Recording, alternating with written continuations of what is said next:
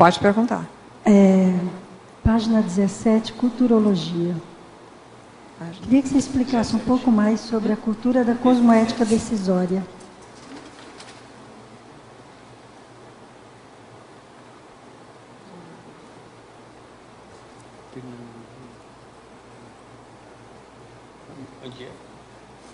Cosmoética decisória. Tá. Aqui na culturologia, qual que ela quer? A cultura da cosmoética decisória. Tá. Tá. Essa cultura da cosmoética... Espera só um pouquinho. Tá. A cultura da cosmoética decisória. Eu acho que essa cultura, ela envolve principalmente essa condição de você, primeiro ponto, a decisão, quando ela é egocentrada, ela tem um foco muito na nossa necessidade pessoal exclusivamente, ela vai ser comprometida. Então, criar essa cultura da interassistência. Então, o que significa? É a gente desenvolver... Está pensando sempre na condição da interassistencialidade. Acho que é um bom caminho para a gente poder exercitar a condição dessa cultura da cosmoética. Outro aspecto importante é a da questão da corruptibilidade. O quanto que eu hoje ainda faço transgressões.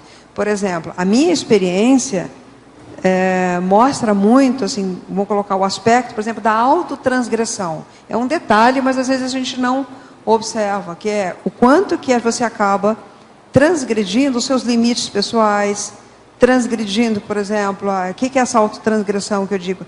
É não considerar algumas necessidades, né? O processo, por exemplo, de se desqualificar, por exemplo, num momento onde você tem uma oportunidade, quando você está desajustado quanto ao seu processo pessoal. Então, eu vejo que tem muitas coisas que acabam comprometendo, e você compromete a própria rigidez sua, pessoal, né? No sentido de você estar mais equilibrado, mais positivo. Então, essa cosmoética pessoal, eu acho que é um ponto importante, porque a gente costuma dizer, a gente tem que ser cosmoético com os outros, inclusive consigo mesmo, né? Claro. É não deixar de incluir. Então, é o fio da navalha, não é nem egocentrada, mas também não dá para esquecer. Não dá para esquecer você, as suas necessidades. A gente tem ainda uma série de questões a serem atendidas. Então, eu acho que é esse o ponto que eu colocaria da cultura. É interessante que, se você pensar de uma maneira macro, né, de colocar a cosmoética na frente, é evidente que as suas escolhas e decisões, tudo vai estar tanto qualificado, quanto você vai evitar aquela série de situações que você colocou antes, da postergação, da adoração de pílula, enfim, é como sempre um grande carro-chefe. Você sabe que tem, eu estava lembrando hoje, assim, eu gosto muito da parte de filmografia. Eu acho que às vezes eu falei, como é que eu vou dar exemplo? Eu falei, já sei, exemplo de filme é uma coisa que não só eu vivenciei, mas às vezes outras pessoas assistiram também, né? Então tem esse filme, um filme que chama-se Lado a Lado, não sei se vocês viram, com a Julia Roberts e com a Susan Sarandon. Esse filme, a história é o seguinte, conta a história de uma mulher, que é a Susan Sarandon, ela tem câncer, ela era casada com um homem, e esse homem depois acaba se casando com a Julia Roberts. E no caso fica a mulher com a antiga mulher, né? Vamos dizer assim, as duas. E o vínculo, vamos dizer assim, e eles têm filhos. Então, quando essa antiga mulher tem um problema, que é um problema de câncer, ela tem que procurar conciliar toda essa relação, né? Porque ela gostava muito dos filhos, então aí nesse momento ela tem um processo pessoal, que é justamente a condição que ela está passando, a necessidade dela, frente à doença, com os filhos, mas ao mesmo tempo ela precisa da interassistência, que é dar encaminhamento para o processo. Então a gente vê bem essa questão de como que eu vou fazer para resolver. Eu tenho que dar assistência para mim, ao mesmo tempo para as outras pessoas. Então ela vai tomando decisões que são importantes, né, para encaminhar essa situação. Agora, a verbetógrafa, na página 15, terceira linha, gostaria que comentasse a lucidez quanto à concessão a ser feita naquele dado momento.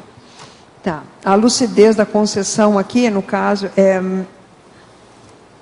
eu acho que aqui é uma coisa muito importante para você ver, aí entra de novo a questão da cosmoética aqui no meio, né? O quanto que a gente o quanto que a gente, por exemplo, sabe aqui, está preparado para poder abrir mão. Aqui a concessão, no caso, é abrir mão de algumas coisas que não vão ajudar, se você, mesmo que você queira manter, às vezes não vai ser positivo. Então, por exemplo, como é que eu me mantenho lúcido? Primeiro, avaliando o teu nível de interprisão que você tem com aquela situação. Esse é um ponto. A outra coisa, se eu bater o pé nessa questão, o quanto que isso pode comprometer, por exemplo, o trabalho? Vale a pena eu poder insistir? Tem situações, por exemplo, às vezes que a gente precisa abrir mão para que o outro possa aprender. Às vezes a gente sabe que não vai dar certo, né? Tem situação que às vezes você já está até prevendo, mas às vezes o outro precisa passar por aquela experiência. Então a gente tem que abrir mão para dar oportunidade também. Por exemplo, eu fico pensando aqui na condição do professor Waldo, numa condição mais evoluída. Quantas vezes ele não deve saber assim, que a coisa vai dar com burro na água, na verdade? Não vai dar certo, mas a gente está precisando fazer os nossos acertos. Então, aquilo ali é um laboratório, né? Assim, a gente tem vários laboratórios de ajustes. Então, não é o final, mas é o processo. Então, essa visão de processo de ajustes, né, interpares, né, com grupos maiores, tudo isso, faz parte. Então, a gente precisa fazer a concessão para poder com que o outro também aprenda a passar pela experiência. Ele aprenda por ele, não por mim mesmo. Eu acho que é por aí. Maria. Agora, a verbetógrafa. Na página 15, última linha da parafatologia. Por favor, comente as múltiplas entradas de sinais parafenomenológicos. Tá.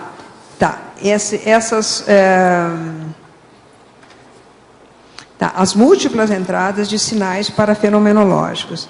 Vamos colocar assim, acho que aqui a gente tem que começar a observar quais são, por exemplo, os canais que você tem, que você acessa a multidimensionalidade e o extrafísico. Um exemplo que a gente pode colocar, por exemplo, no meu caso, eu vou colocar alguns exemplos pessoais. Um dos canais importantes que eu tenho muita sinalização é através da projeção consciente. Por exemplo, as minhas experiências projetivas já me deram muito indicativos de aspecto que eu poderia atuar em termos de decisão. Então, mesmo, por exemplo, vendo situações que, vamos dizer assim, ainda não tinham acontecido, né? E que poderiam vir a acontecer, situar, por exemplo, captar, por exemplo, situações onde precisavam de assistência, né, onde eu poderia atuar mais pontualmente, indicadores, né, que eu teria que dar uma atuação perante um grupo. Então, a projeção consciente, para mim, é um canal. O outro canal, por exemplo, que eu vejo que é importante, por exemplo, em relação ao fenômeno, são... eu não tenho, por exemplo, tanto assim a clara audiência, mas, por exemplo, o próprio parapercepção impressiva, né? Perceber, por exemplo, intuitivamente algumas situações, depois eu vou lá, procuro me informar, aquilo procede. Então eu vejo assim, a gente tem que procurar explorar como é que funcionam esses canais. Às vezes pode ser a própria clarividência, clareaudiência, que mais? Projeção... a psicometria. Mas eu vejo assim, pegar os aspectos, na realidade, que entradas de sinais que você tem, porque eles podem ser um indicador de como você funciona. Porque aqui que importa é o decisor, né? Isso. Não adianta milhares de você ter, por exemplo, eu tenho pessoas que têm uma capacidade, por exemplo, de vivências fenomenológicas, né, com parapercepção, que são muito mais avançadas do que a minha. Mas aqui não interessa, interessa é como eu funciono. É aquilo que eu já dou conta e que eu confio naquilo. Então, eu já sei que eu tenho algumas entradas para tirar partido do que você então, já tem. Né? E aí eu vou desenvolvendo agora outros canais. Por exemplo, outro canal que eu vejo é a própria TENEPS. Né? A TENEPS é um excelente campo onde você pode justamente vivenciar todos esses canais, né? Onde você tem parapercepções mais aguçadas, onde você pode ter clarividência viajora, né? Sinais durante a TENEPS. Às vezes, eu tenho muitas vezes, por exemplo, a visualização em zoom, por exemplo, né? Que é às vezes é colocado uma consciência próxima de mim, eu vejo ela em tamanho aumentado, então aquilo me chama atenção, eu anoto. Então, essas coisas todas eu vou valorizando para poder entender qual é o seu canal de entrada. Marília, no seu verbete eu vejo que você coloca em vários momentos a questão da repetição dos fatos, sincronicidade, apontando a decisão, aí você coloca lá a teoria da sincronicidade e veracuidade quanto ao fluxo do cosmos. Então, eu queria que você falasse mais sobre essa percepção sua, quanto às sincronicidades, as repetições e o fluxo do cosmos. Até que ponto eu não escutei? Com relação à mega decisão, à sutileza da decisão, né? As repetições, as sincronicidades, tá, e essa hiperacuidade com o fluxo do cosmos. Que eu vi em vários momentos do verbete você coloca isso, né? Sim. Você chama atenção para essas repetições, as sincronicidades. Sim. Eu coloquei, não sei se você estava aqui no início, mas eu estava querendo dizer o seguinte: esse aspecto da sincronicidade são coisas que me chamam muito a atenção e me chamaram para poder valorizar tudo isso no processo da decisão. Eu tive uma situação que foi muito interessante, que talvez isso mostre para você o efeito desses aspectos que são sincrônicos. E que tem a ver com o sinal, né? Nós tivemos um momento da vida minha, na época que eu era casada, no meu primeiro casamento, nós tivemos uma situação que era um momento crítico financeiro, onde nós vendemos um carro, e esse carro a gente teve várias formas de pagamento, né? E uma delas foi um cheque que a pessoa deu para a gente, e esse cheque na realidade foi guardado, e a gente acabou nunca recebendo esse dinheiro, o último cheque. E era justamente o valor que a gente precisava para sanear o problema financeiro. E esse dinheiro não entrou. Passaram-se 5 anos desse evento, praticamente, que eu contei isso, a data, depois que eu tinha o registro do cheque. Passaram-se 5 anos, eu comecei, a gente morava em Curitiba, eu tinha o hábito de descer sempre para a praia, para poder tomar um banho de mar, eu gostava. E eu comecei a pensar em comprar uma casa na praia. Né? A ideia de ter um local para poder ir.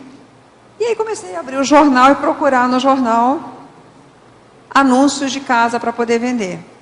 E eu achei interessante porque eu fazia uma varredura no jornal assim, e eu olhava um anúncio que vinha denominado como uma casa em Xangri-Lá.